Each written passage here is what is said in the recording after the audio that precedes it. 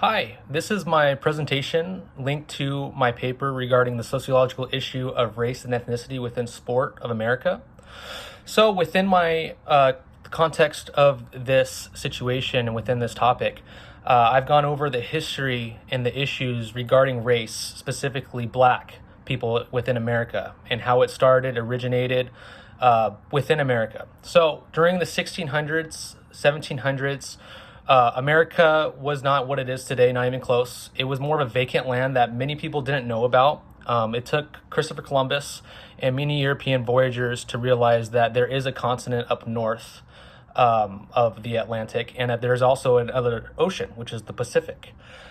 This was not known by everyone back in that time, so this was a huge discovery, and America was looked at as a bountiful harvested land that can be used as resources to enrich many people coming over here from Europe, many people coming here from England, and within that, because of that, there is conflict because there's only so many people that could come and own this territory that seemed to be vacant to them. As they come over here, they realize, wow, there's a lot of people here that are native, and they come off as barbaric because of their lack of intellect when compared to the Europeans and their intellect, and due to their nature of not really having artificial structures that they create from the natives I'm speaking of. Rather, they stayed more naturalistic. Because of this difference, Europeans, classified these people as less than them, essentially, in reference to the natives. And so there was massive amounts of conflict.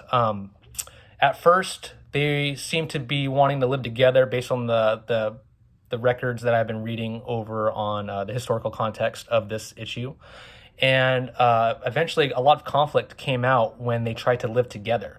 So it was the Spanish, the French, the Italian, the Portuguese from Portugal. A lot of different European nations, including England, were residing in this area within America. And there were massive amounts of casualties due to the conflict and many massacres. Overwhelmingly, the natives were massacred. And this was due to the Bronze Age. Many Europeans at this time have already conquered and vanquished many people within Europe, so they were already finely tuned to military prowess. They also had great advantages with having bronze and metalwork, compared to the natives who were still using bow and arrows and horses. It was even noted, and I thought it was very interesting, that when the natives first saw the Europeans come off the boat, let alone the boat being magnificent and put them in awe, but they also had Mastiff dogs, which are huge, aggressive dogs, and they also had massive horses that were all, carrying rich metals, and even the Europeans were decked out in rich metals. So this metal led to an advantage, military speaking, against the natives. And this history is important to go over because this leads into the revolution that later occurs in a few hundred years. And this revolution was massive because during this time, Americans or colonies, the colonies that were here, it's not America yet, but the colonies that were still in this land that was now taken over from the natives. All right, so they massacred many thousands, millions potentially of natives and took over their land. At this time, now colonies are fighting amongst each other to maintain this land. And within doing so, they also want to harvest and seek out what they originally came here for, which was bountiful harvests, spices, materials, more metals from America that was vacant, so to speak. So during this time, slavery was starting to really become rampant. And slavery was actually already a thing prior in the 1500s. The Spaniards really took over slavery and progressed through slavery in the 1500s. So there was already a blueprint, or slavery was still abundant during this time in the 1800s. And so slavery is our first kind of America-esque experience with black people, because black people were predominantly the slaves that were within this area. Yes, there were whites that were slaves as well, that were based on a class society. So the lower class of white that you could have been indentured servitude or becoming a slave.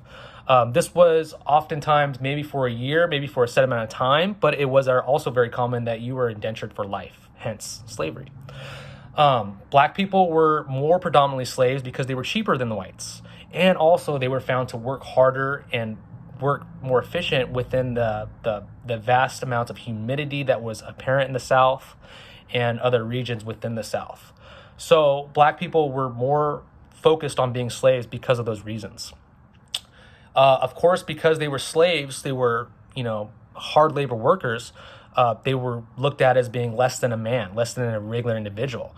Also due to their limits in language, intellect, and other things that are compared to the Europeans and the English that were now living here and owning the land.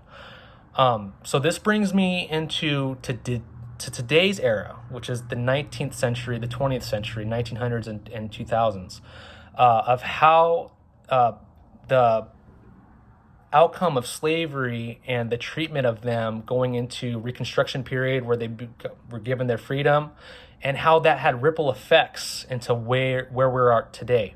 The civil rights era was one I really wanted to highlight during this historical piece, and as it leads to my sociological issue, because even during the 1940s, 50s, and 60s, when the civil rights era first began, black people were still looked at as second-class citizens, similar to how slavery was happening in the 1700s and 1800s. This is very relevant because you can see the progression of where we're going. And it's very astonishing to still think about this and how civil rights era really wasn't that long ago today. It's only 60, 70 years ago. And, we're still dealing with a lot of issues of marginalization, mistreatments, things of that nature. Racism. So during the civil rights era, a lot of professional athletes, such as Muhammad Ali, the football player, I'm drawing a blank, but the star football player for the Browns, the few other very prominent, Kareem Abdul-Jabbar, Dominic Wilkins, a lot of big-time athletes during his time, black athletes, they led this civil rights movement through other political activists such as Martin Luther King and Malcolm X to promote equality and better treatment, fair treatment for African Americans that were still facing a lot of hardships and issues during this time, very racially driven. And so to know this and to cover this, and it seems so recent compared to the American Revolution where slavery was very abundant, it's very, we know this history today, but to still look back on it, it's still astonishing that it doesn't seem that long ago when we still have these issues. So as it relates to the movie 42, this is during the civil rights era where black athletes typically were not playing sports that white athletes played, baseball and American football. It wasn't until the 1950s, the 1960s, where blacks were first brought into the American sport landscape, hence Jackie Robinson. Jackie Robinson was one of the first, if not the first, black person to be in the MLB ranks. His brother was actually the very next one. Jackie Robinson faced many hardships as depicted in the film, many inequalities. He was first not really welcomed by players, as seen in the movie. He had many instances of where he had to fight, where he had to deal with certain things that were mistreatments compared to others. And a lot of the times he had to bite the bullet because as his coach, he wanted to maintain the team integrity and he wanted to focus on sports as being successful within itself in baseball. So he wanted to keep the peace, even though he noticed that Jackie Robinson within this film was dealing with many inequalities, many differences. So he challenged Jackie to not fight these people, but he challenged him to take it, to see how tough you are, to take it and still thrive in baseball. And Jackie, as it showed in the film, he took this challenge and he wanted to show him, I got the guts, I got what it takes. So within this film, it goes over the various hardships and different instances where he was being mistreated. He eventually earned the respect of many of his teammates, even though still some of his teammates did not respect him the same way as everybody else. But there was success for Jackie Robinson in how he was consistent in his play, his demeanor, and he seemed very nice and respectful regardless of the hate that he received. And he earned a lot of his teammates' trust. in the film. Later on, they go against another team, the Braves, who were very racist, very much like his teammates were prior when Jackie first joined the team. But at this time, Jackie earned the respect of his team, so it was more so them against us kind of mentality. In the film, it showed him, being called the N-word, chanted from the fans, and he had to somehow overcome this. And this was just one example. Many teams have done this, but this is the one depicted in the film. So this film, it comes about a time in the 50s and 60s when civil rights was really happening, and black integration was really being abundant in American sports and in education system, like Little Rock, Arkansas.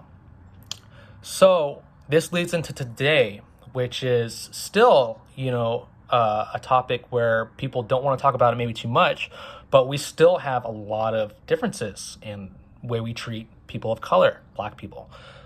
It may not be as pronounced and as horrific as it was back then, but there are still examples of this today, especially in the South, the rural South. So as we get into this today, I wanted to go over some takeaways and also my personal experience, my personal belief in how we could progress further. I think that, we're in this mind space of still practicing DEI. It's still abundant. I'm as a physical educator, and we practice JEDI, Justice, Equity, Diversity, and Inclusion at our school district, and many school districts in the public school system still practice it today. Do I think that they are effective in providing resources and better treatment for people of different color? Maybe not as much as it should. DEI was actually established right after civil rights era in the 60s, 70s, and it still has framework that is outdated and still used today, that I feel. And oftentimes it correlates to being racist against people who are not black, people who look like me. So, for instance, affirmative action, which is a declaration through the government to have more people of color, different ethnicities being targeted and accepted into institutions compared to someone who looks like me. This kind of anti-racist through racist way of doing things, I don't believe is the effective way to combat the issues that we still face today. I think that we still are looking at it as an unrealistic kind of view. Authors that I touched about in my paper talk about how we have to see through race for what it is. We cannot go away from the racial lines, whereas we should focus on race. But where I combat that is, like, if we keep focusing on race and not become colorblind, well, then I see you as you being who you are based on your race. I feel that if it was turned, I wouldn't want to be seen through the lens of race. I would want to see through the lens of who I am, through my actions, through my name, what I stand for, what I say, what I believe in. Like I said, my actions. So I have some contradictions to where the authors and the different people that are going over ways that we could have a more acceptable society as far as race relations. But I think we're still not seeing the realistic point of view, which is that we are created equal under God. We may look different, such as every species looks different depending on where they are from. People with darker complected skin coming from Africa is a totally different continent, where they're look very similar being on Africa. And then Europeans like myself, or former Europeans, I'm Italian American, we're more white complected. Just this basic understanding should be something that everyone should understand and realize that it's just a color of skin. Whereas back in the 1700s, people from Africa had different dialect, they had different intellect, they had different ways of going about in life, and those differences often created conflict because it was different. Now we're in today's era where we understand these differences, and we should understand why these differences occur and that it's okay to have differences. But we should all be treated under the same respect and dignity that you or I would want to be treated. I think those kind of tones should be more elicited in these papers going over progress rather than focusing on race and through the racial lens. And I understand why we do this. For instance, whenever I talk to someone of African descent or African American, race through the lens of race is very abundant and very, very transparent to me, because in society, for them, they trust people who look like them. They feel comfortable around people that look like them because they are them in terms of race. Whereas if I see someone who looks like me racially white, I don't feel that same kind of connection. You might be German, you might be from a different area of the world, you might have different viewpoints than me. These differences are known, and as white people, we understand these differences. Whereas black people, they see someone similar skin tone, similar descent as them, and they see more similarities. They see more comfort, and that's where there's a lot of friction that occurs, because it's very hard for me to see everything through the viewpoint of race, because then I feel like it's racialized and it becomes negative. A lot of misconceptions can happen from this too.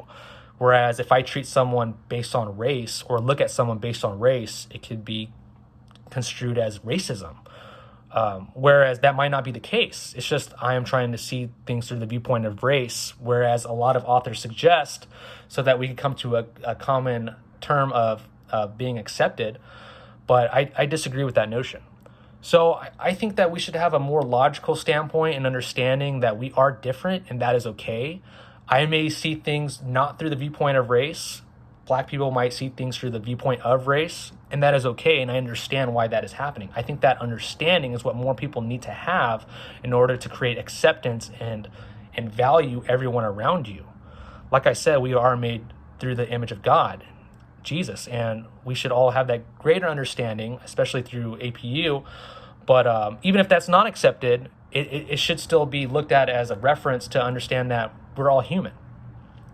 So I think as we get into later years through the 2000s to the 20th century, I think just greater understanding and knowledge through literature, through experiences, is really what's going to lead us to lesser tension between races.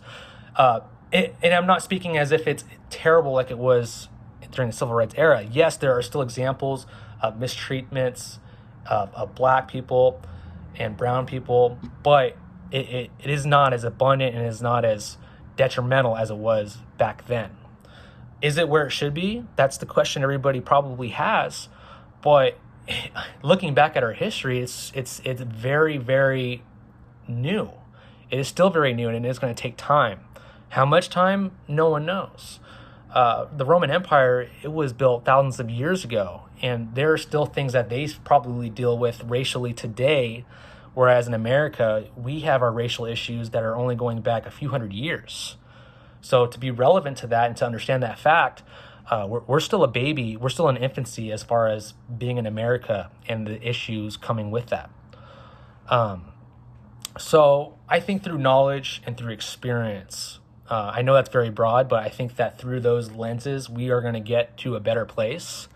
And through love and through care and through having intrinsic values within each of us that we should have and hopefully gain, I think within that part of our nature, I think we'll get to a point where everybody's more accepted, where everybody's more positively viewing each other in race relations. Also, I think technology and social media is holding us back in where we need to go as far as race relations. Clickbait, financial reasons, monetary gain. There's a lot of incentive in social media to have controversy, to have conflict. Because of that, I think that is creating a lot of setbacks for us and a lot of misconceptions, which is really scary, because you want to read something and take it for what it is and not have to check and verify every little thing that you read, see, or hear. So because of this, I think there's a lot of confusion and a lot of missed communications between populations of race. And because of this, I think viewpoints are also changed, which is scary to think about, because if you have a different viewpoint and you are very solidified in your views, then it would be terrible to realize that your viewpoints were swayed or influenced through technology, through social media, by the reasons to gain monetary wealth for these social media app advertisers, developers. So anyway, this is sort of a presentation that I'm doing for the first time actually on YouTube. I hope you enjoy it. I know it's not as visually appealing, and I know that there's a title slide that it says into the rubric for grading, but I wanted to challenge myself to present in a more traditional sense of me being in front of everyone, whether it's digitally or not, so that I could go over the appeal of my paper and hopefully give some insight to the different conflicts that are happening today through my presentation and through my paper. So I hope we get to the better place racially and accepting everybody for who they are and what they view, regardless if it differs from your own. I think ultimately we all should share that same belief. And eventually through logic, through experience, we're going to get to a place where it's going to be a lot better than it is today, and whole lot better than it was a few hundred years ago. Thank you so much.